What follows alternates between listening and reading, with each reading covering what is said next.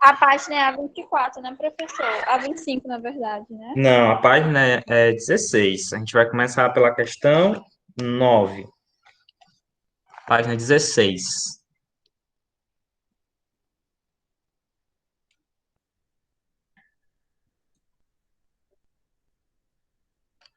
Certo?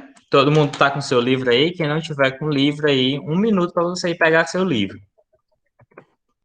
E com o livro no ponto aí, que a gente vai. Beleza, já está com o livro. Todo mundo está com o livro certinho? Sim. Belezinha. Então, abram aí na página 16. A gente vai resolver a questão 9 e 10 da página 16. Depois, se você tiver dúvida em alguma outra questão da página 15 ou da página 16, aí você me manda mensagem, certo? Mas não deixe de responder os exercícios, certo? Não deixe de responder. Responda todos os exercícios e veja se você consegue resolver os exercícios sem maiores é, problemas. Então vamos lá. A questão 9 diz o seguinte: eu vou transmitir o quadro, né? Que a gente resolve no quadro, todo mundo junto. Mas eu vou ler aqui com vocês. O complexo dipóleo nuclear é a estrutura que regula o trânsito de grandes moléculas, como RNA e proteínas, entre o núcleo celular e o citoplasma, entre o núcleo celular e o citoplasma. O número de complexos de poros encontrados no envoltório nuclear pode variar entre diversos tipos celulares. Então, vamos lá aqui entender primeiro o que seria esses poros nucleares, né? A gente tem aqui uma célulazinha qualquer, aí a gente tem aqui, eu vou tirar esse negócio de forma, né? Porque ele só atrapalha nesse momento aqui. Tá, então eu vou pegar aqui o núcleo, né? E eu vou dar um zoom aqui no meu núcleo. Quando eu dou um zoom aqui no núcleo, eu vou perceber que existem algumas estruturazinhas aqui, né? Que elas são chamadas de poros nucleares. A partir dessas estruturas aqui, vai permitir a passagem de grandes moléculas, né? Lembrando que a gente tem aí passagem de substâncias entre o núcleo e o citoplasma através da carioteca, normalmente como uma membrana normal, né? Claro que a gente não vai. Essa membrana também vai ser semipermeável, né? Ela não vai deixar passar tudo, não vai deixar passar, por exemplo, o DNA. Não pode passar por aí, porque o DNA tem que ficar contido no núcleo interfásico, né? Mas vai haver essas estruturas aqui para haver a passagem de RNA, vai haver a passagem de proteínas, que são estruturas que são sintetizadas lá no núcleo e elas precisam chegar até o citoplasma para realizarem suas atividades normais, certo? Então, ela está falando aqui que o número de complexos de poro encontrados no envoltório nuclear pode variar entre os diversos tipos nucleares. Pessoal, sempre que você encontrar uma questão dessa, falando da associação entre a atividade de uma estrutura e o tipo celular, você vai pensar o seguinte: para que serve essa estrutura? Ah, essa estrutura serve para X coisa. Então, a célula que mais necessita daquela estrutura é a célula que vai mais possuir aquela estrutura. Se a célula não precisa daquela estrutura, então ela não vai ter necessidade de ter uma grande quantidade daquela estrutura. Por exemplo, o complexo não é um bom exemplo para a gente agora, mas o retículo endoplasmático liso é um bom exemplo para a gente. O retículo endoplasmático liso, ele quebra substâncias tóxicas, certo? Ele vai quebrar substâncias tóxicas. Então, que tipo de célula vai ter necessidade de quebrar muitas substâncias tóxicas? As células do nosso fígado, por exemplo. Então, se ela precisa quebrar muitas substâncias tóxicas, então ela vai precisar ter muitos retículos endoplasmáticos lisos. Então, as células do fígado são ricas em retículo endoplasmático liso. Por quê? Porque ela precisa daquela estrutura. Então, como ela precisa muito daquela estrutura, ela vai ter muito. Se ela precisasse pouco, ela teria pouco. Por exemplo, uma célula é, epitelial. ela vai ter uma quantidade muito pequena de retículo endoplasmático liso se comparado com células do fígado, porque as células da nossa pele não têm necessidade de estar quebrando substâncias tóxicas do nosso corpo o tempo todo. Ela vai ter retículo endoplasmático liso? Vai, mas em grande quantidade? Não. Então, dependendo da célula, a gente vai ter uma estrutura em maior ou em menor quantidade. Células musculares, por exemplo, precisam de quê? Muita mitocôndria, porque elas precisam gastar muita energia. Quem produz energia? Mitocôndria. Logo, a quantidade de mitocôndrias vai ser maior numa célula muscular do que, por exemplo, é, numa célula epitelial também, né? Uma célula epitelial ela não tem necessidade de estar gastando tanta energia como uma célula muscular. Então, pense o seguinte: função da estrutura, necessidade da célula. Qual a necessidade aqui dessa estrutura? Que célula necessitaria dessa estrutura? Se a estrutura trabalha com transporte de RNA e proteínas, então células que fazem uma grande quantidade de síntese de RNA e de proteínas, elas vão ter uma maior quantidade dessa estrutura. Células que não têm necessidade de fazer isso vão ter menos estruturas desse tipo. Então, vamos pensar aqui. A gente tem é, ele está pedindo para você colocar em ordem crescente o número um- em ordem crescente o número de complexos de poro por núcleo nos seguintes tipos celulares, né? Um neurônio, um espermatozoide e um adipócito. Pessoal, vamos lá. A gente tem aqui um neurônio, certo? O neurônio, pessoal, é uma célula que possui uma grande atividade metabólica, né? O neurônio ele está lá sempre trabalhando, conduzindo impulso nervoso, fazendo atividade e tal. Então você consegue imaginar que ele realiza uma grande síntese de proteínas, né? Uma grande síntese de RNA. Ele precisa gastar energia, ele precisa tá ali fabricando proteínas para fazer a constituição da sua célula, né? Logo, ele vai ter o quê? Uma grande quantidade de poros de núcleo, né? Aí a gente tem aqui um adipócito. O adipócito, ele é uma célula de reserva energética. Eu vou guardar energia nos meus adipócitos, certo? A energia vai estar guardada na forma de gorduras, certo? Então, o que é que vai acontecer aqui? A gente vai ter uma quantidade razoável dessa síntese de proteínas aqui. Não vai ser muito, por quê? Porque é uma célula de reserva, mas ela está dentro do nosso corpo, então ela precisa dessa síntese de proteínas, né? Ela vai sintetizar proteínas. É uma célula que lá tá dentro do nosso corpo e está sintetizando um pouco de proteínas, certo? Já o espermatozoide, então esse aqui tem mais ou menos, e o espermatozoide é uma célula que não vai se preocupar com a síntese de proteínas, certo? O espermatozoide, ele é uma célula que tem a vida curta.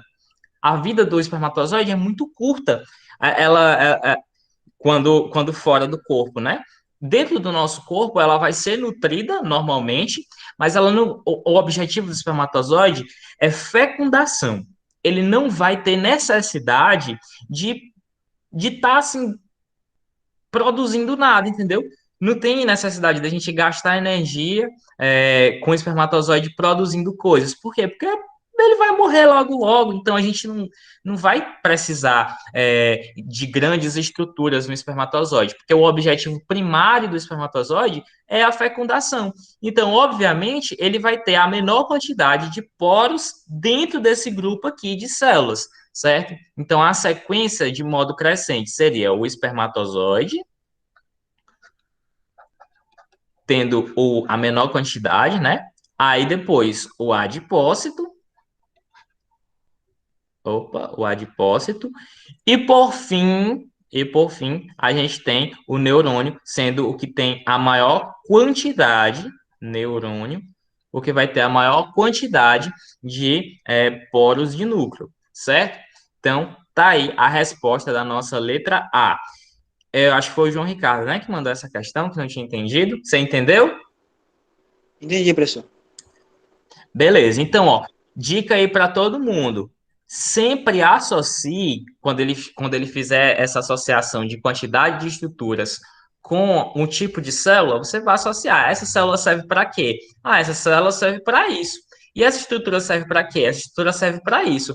Para realizar essa função, essa célula precisa dessa estrutura? Ah, precisa. Então, a quantidade dela vai ser grande. Para realizar essa função, essa célula precisa dessa estrutura? Não precisa. Então, a quantidade de estruturas vai ser menor, certo? Então, pense por essa daí.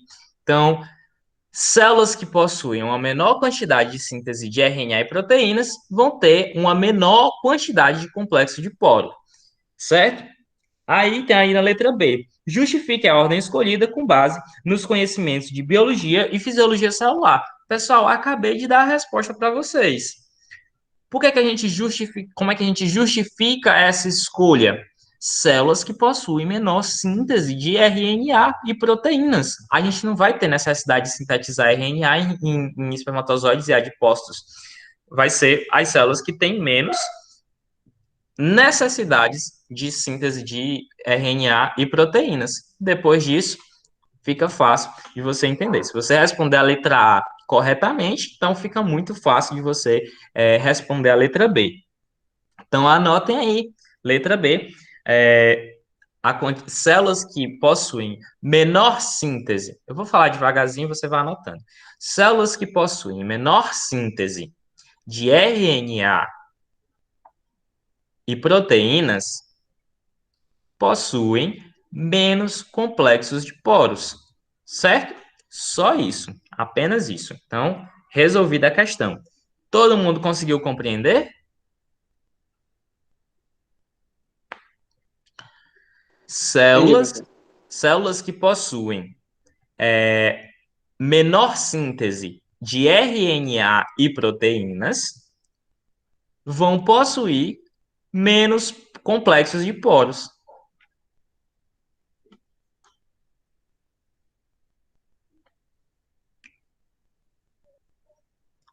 Prontinho?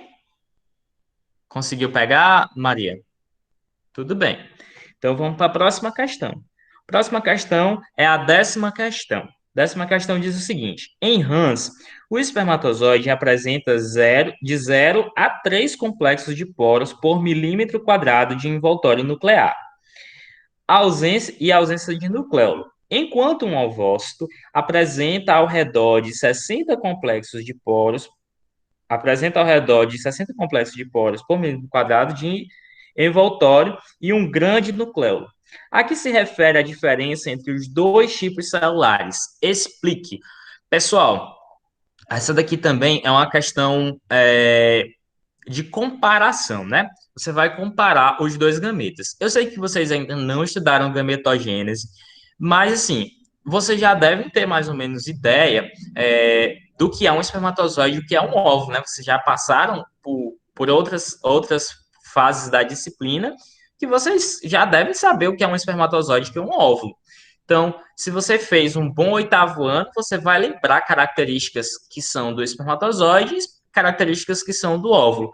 Mesmo se você não tiver feito um bom 8º ano, você sabe que o espermatozoide é uma célula móvel e que o óvulo é uma célula imóvel, né? Ele tem movimentação passiva. Então, o espermatozoide tem movimentação ativa e o óvulo tem movimentação passiva. Só por aí você já tira uma pequena conclusão, né? Organismos que possuem movimentação ativa, eles vão possuir uma necessidade menor de síntese de proteínas, né? Por quê? Porque esses organismos aí, eles não vão precisar estocar nutrientes. Tipo assim, ele vai gastar a energia dele toda na corrida, né? Ele não vai estocar. Por que ele vai estocar se ele vai morrer, né? Então ele vai gastar tudo, ele não tem preocupação em estocar nutrientes. Então, se ele tem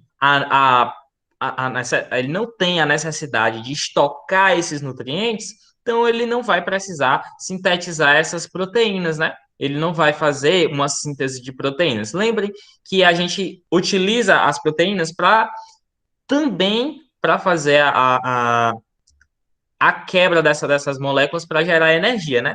Mas assim, ele não tem necessidade de guardar proteína. Ele não vai ter necessidade de estocar isso aí. Se ele não tem necessidade, não tem por que estar passando do núcleo para o citoplasma, né? Se não tem essa necessidade de estar passando do núcleo para o citoplasma, obviamente, ele não vai necessitar de tantas moléculas ou de tantas estruturas que são esses complexos de poros, né? Eles não vão ter essa necessidade. Então, para ele, tanto faz ter como não ter, ele não vai usar mesmo, né? Já o óvulo é diferente. O óvulo, na verdade, o ovócito, né? E a gente vai ver por que é errado a gente chamar de óvulo, né? O gameta.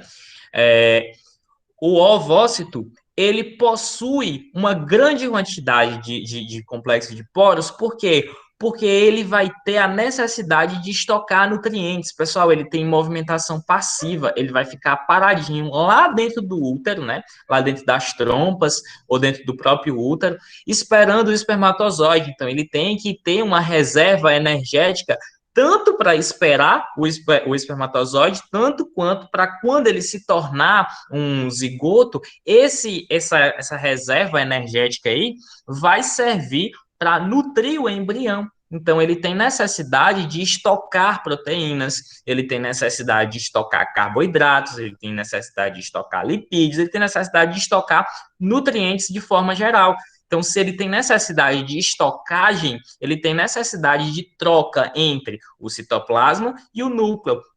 Então, justifica por que ele tem uma grande quantidade dessas estruturas aí que fazem a passagem do núcleo para o citoplasma. Compreenderam? Entendi, professor. Todo mundo compreendeu?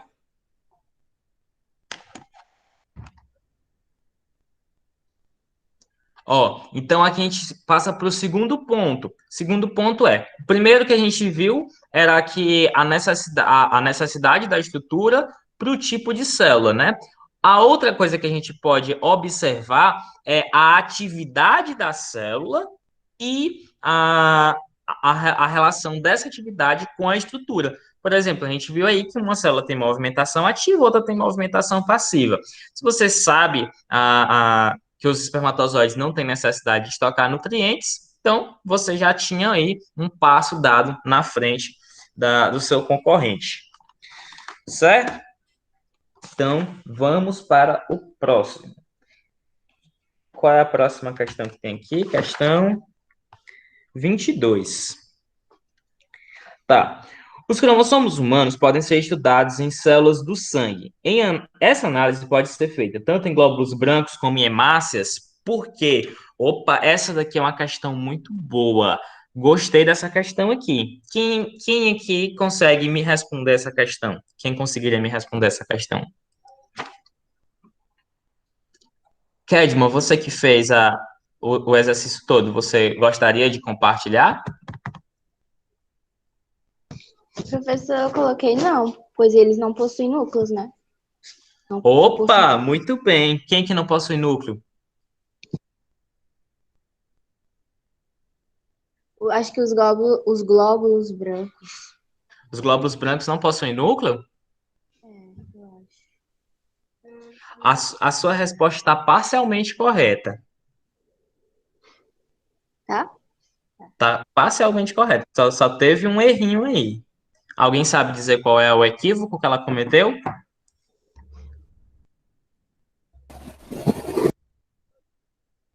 Diga, Carol.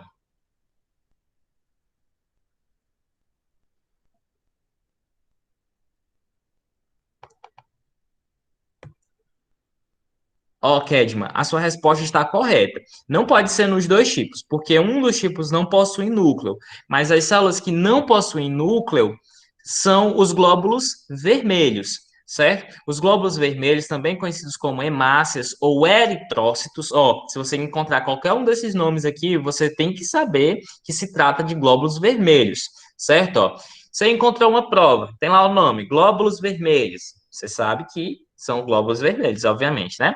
Aí você está na prova e você viu o nome hemácias. Aí você pensa assim, hemácia é a mesma coisa que glóbulo vermelho? Ótimo.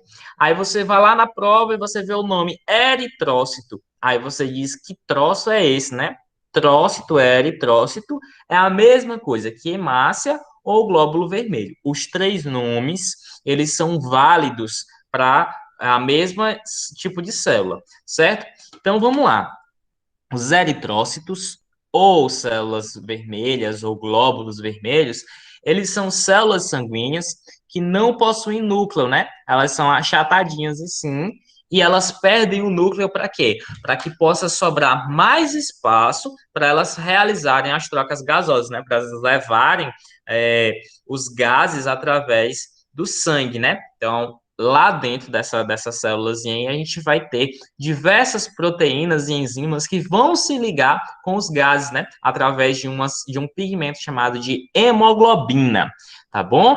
Então, a gente tem aí, dentro dessas células aí, a ausência do núcleo, né? A gente não vai ter núcleo. Se a gente não tem núcleo, a gente não vai ter o quê? O material genético. Obviamente, a gente não vai conseguir analisar os cromossomos, né? O estudo dos cromossomos não vai ser feito através das hemácias, porque eles não possuem material genético. Então, anote aí no seu caderno, no seu livro, não sei, onde você estiver anotando. A análise não pode ser realizada. Vou colocar aqui, vou digitar, que aí vocês anotam bonitinho. Texto. A análise não pode ser realizada com os dois tipos celulares, pois os glóbulos vermelhos ou hemácias ou eritrócitos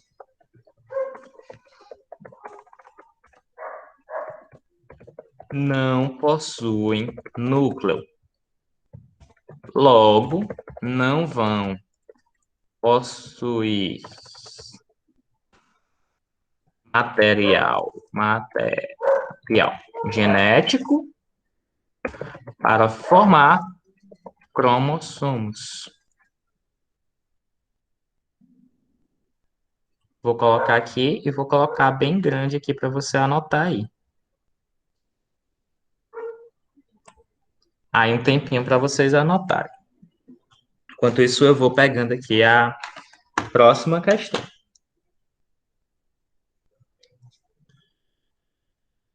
Nossa, eu tô derretendo de calor, mano. E professor, e os glóbulos brancos também? Os glóbulos brancos, eles possuem, sim, núcleo. Então, eles vão possuir DNA, que vai ser condensado no formato de cromossomos. Então, pode ser usado os glóbulos brancos, mas os glóbulos vermelhos não. Ah, ok.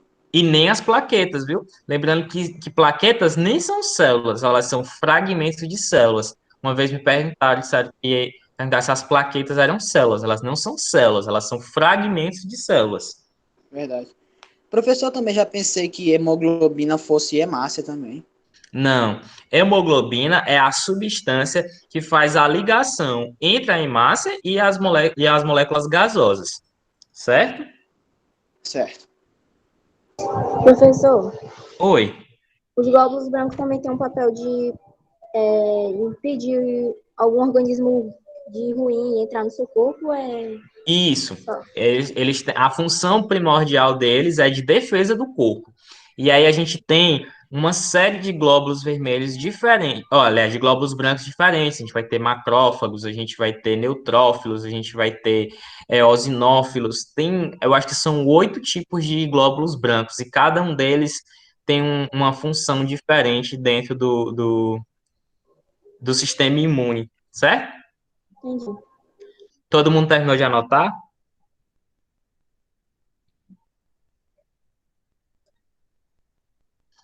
Meu Deus do céu, calor.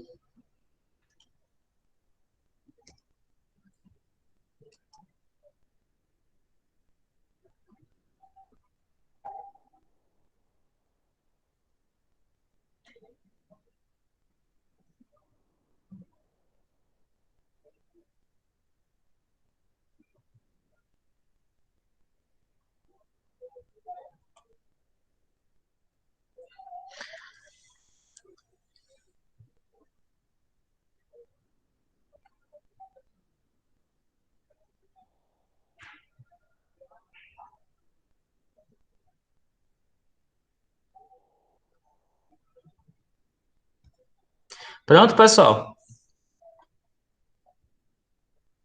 Terminei, professor.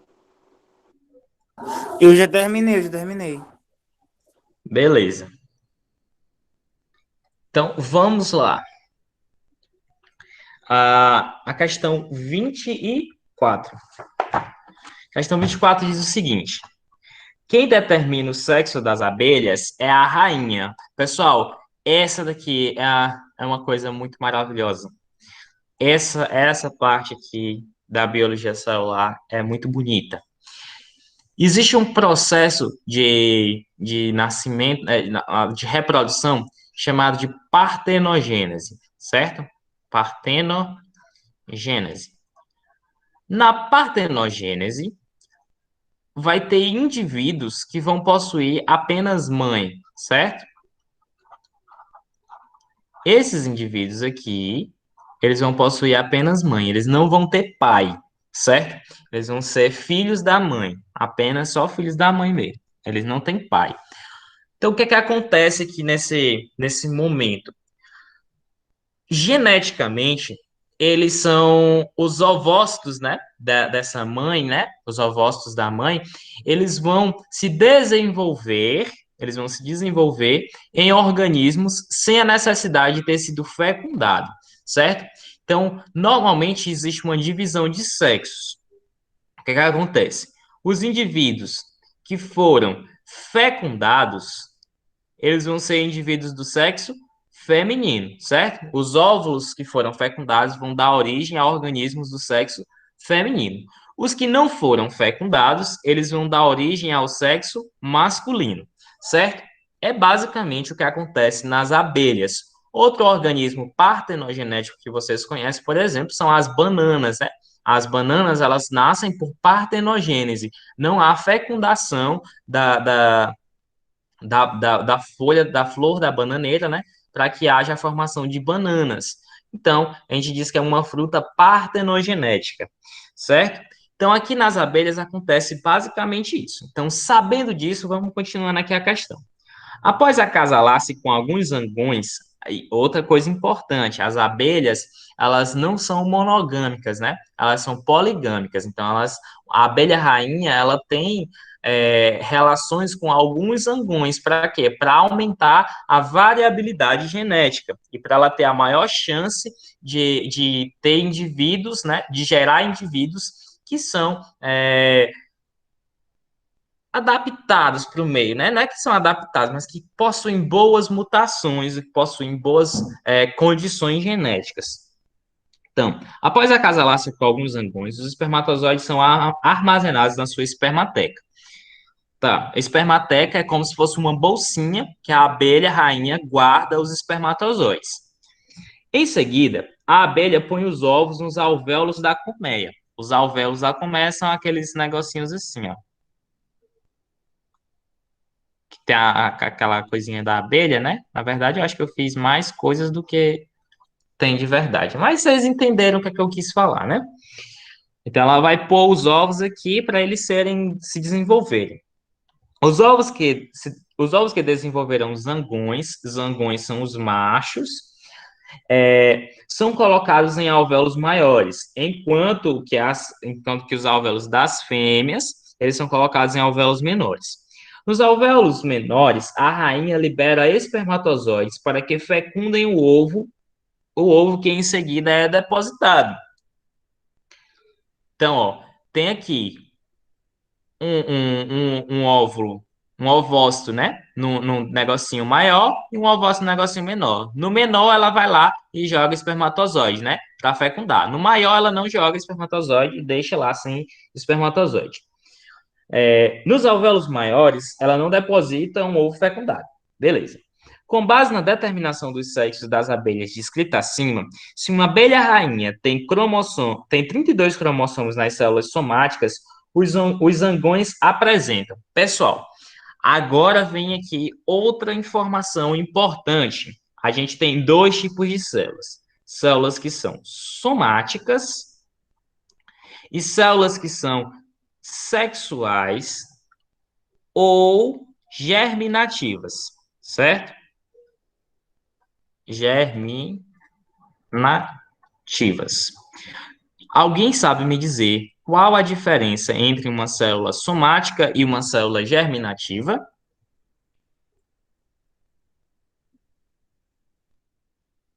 Carol, você não entendeu o quê?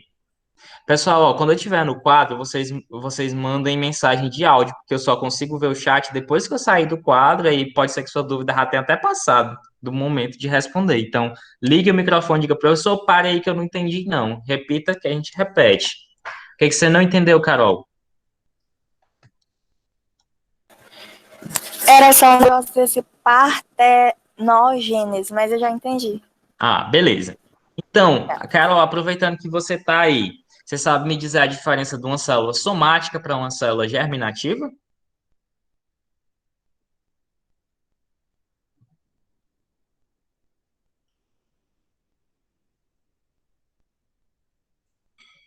Alguém sabe? Não precisa ter medo, pessoal. Não. Olhe pelo nome. Oi? Professor, esses não parecem com o de cromossomo, porque eu lembro que Diga aí, o que pela é que que você acha? eles tinham as somáticas, que são a que tem em todas as células humanas, por exemplo, e as sexuais são as que definem o sexo, tipo XX, XY. Ótimo, maravilhoso, Ricardo. Você chegou no ponto-chave. Células somáticas são aquelas células que não estão envolvidas na reprodução, certo? Células comuns, por exemplo, células da pele, células musculares, células nervosas, células do sistema digestivo, células do sistema respiratório, células dos sentidos, todas essas células aí são células somáticas. Elas não estão envolvidas na reprodução. Células germinativas, germinar é crescer, né? Então, células germinativas estão relacionadas com o quê? Estão relacionadas com a reprodução. Quais são as nossas células reprodutivas? Células germinativas ou reprodutivas? Espermatozoides nos homens, óvulos nas mulheres, certo? Todo mundo, homens e mulheres, possuem células somáticas, independente do sexo. Organismos masculinos possuem células germinativas masculinas, organismos femininos possuem células germinativas femininas. Células germinativas são relacionadas ao sexo. Células somáticas não dependem do sexo, igualzinho o cromossomo, certo? Então vamos lá. Sabendo disso aqui, sabendo que é uma célula germinativa e que é uma célula somática, a gente tem a pergunta. A abelha rainha, né? A abelhazinha rainha aqui, vou colocar a abelhazinha aqui, ela possui 32 células, aliás, ela apresenta 32 cromossomos, em uma célula somática, certo? Então, numa célula somática, ela possui 32 cromossomos. Beleza. E o zangão, que é o macho, ele vai possuir quantos cromossomos numa célula somática? Aí nós vamos voltar aqui para a reprodução das abelhas. Pessoal, a abelha rainha, ela é macho ou ela é fêmea? Essa daí vocês sabem responder, né? Não é possível. A É abelha, fêmea. a abelha rainha é fêmea. A rainha, se fosse macho, era a abelha rei, né? A abelha rainha, ela é fêmea, certo? Então, o que é que acontece aqui para gerar uma fêmea? Eu vou jogar a abelha, no caso, né? Vai jogar um óvulo e vai jogar espermatozoides. Então, eu vou somar a quantidade de cromossomos que eu tenho no óvulo, no ovócito, né? E vou somar com a quantidade que tem nos espermatozoides. Se ela tem 32 e eu recebo metade do meu pai e metade da minha mãe, o que é que isso significa? Qual é a metade de 32? 16. 16. Então, eu tenho 16 cromossomos que eu recebi do meu pai e 16 cromossomos que eu recebi da minha mãe, certo? Então, a abelha aqui gerou um ovócito que tem 32, ou que tem 16, e ela recebeu mais 16 aqui do espermatozoide. E ela virou uma fêmea. O que é que acontece aqui no macho? É só um ovócito que vai se desenvolver. Quantos cromossomos tem aqui?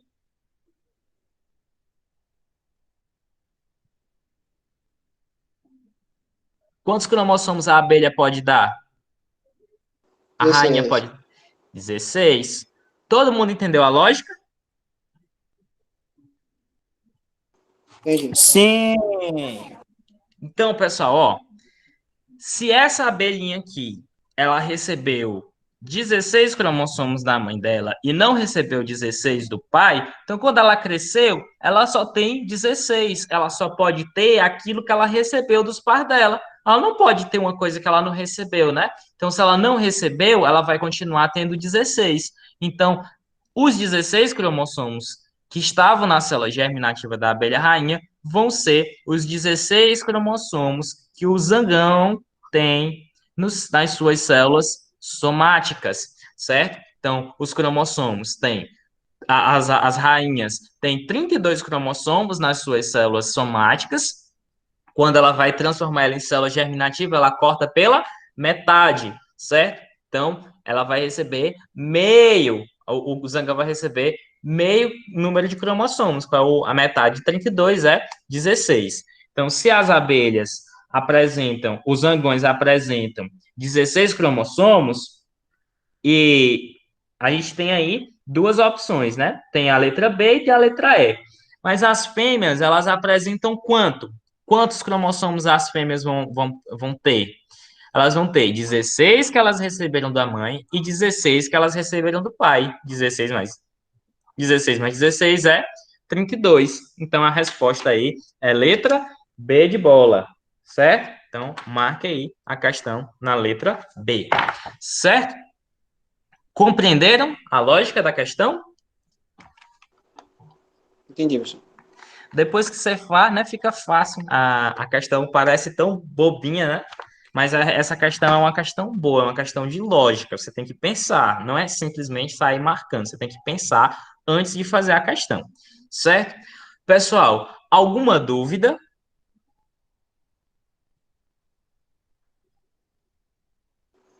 Não, professor, entendi. Beleza. Tudo bem. Então, pessoal, eu vou encerrar aqui a gravação, certo? Então, tchau para quem está assistindo depois.